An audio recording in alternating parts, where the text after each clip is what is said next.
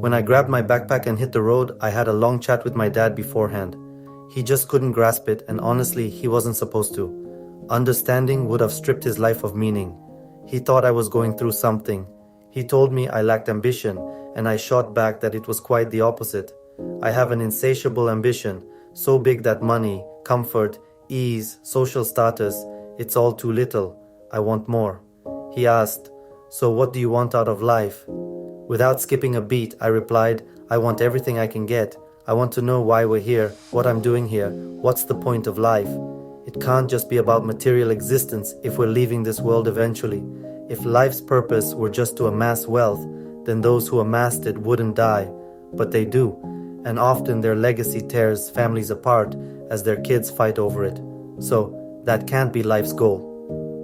I wanted to know what it was, and that's when I reached the point of saying, I'm going to search for meaning in life or die trying, because this life I see laid out for me only brings me anguish. I'll end up depressed, obviously hating everything, falling into the same pit as the majority who eagerly await Friday and sink into depression come Monday. I have values I intend to build myself, not conditioned ones. I don't want to win at life. That's a pursuit, but I aim to make them more humane or less human, because nobody's free from the system's conditioning. I also went to school, got indoctrinated into machismo in society, pushed into competition. I competed hard since I was 10, played a lot of sports and grew up that way. I won a lot, ran hard, but in adolescence I saw others who took sports more seriously, more passionately. When they lost, they were devastated, and winning didn't feel as important to me anymore. I'd rather not have caused that sadness. So I started questioning competition, and it even got to my teachers. It got to a point where I told the school principal I didn't want to compete anymore. He was taken aback. "Are you crazy?" I had trophies, medals in various sports. I was a stellar athlete, but I didn't want to compete anymore because causing that sadness felt pointless to me. What pleasure do I get from beating others? The loser's sorrow isn't worth my victory, so winning lost its significance to me. Giving up on winning became a value for me. I didn't want to win anymore. And after I left school, this extended to my own life. I don't want to win at life anymore, and I don't want to be better than anyone else. And for me, that was a relief. I was 19. I don't have to be better than anyone.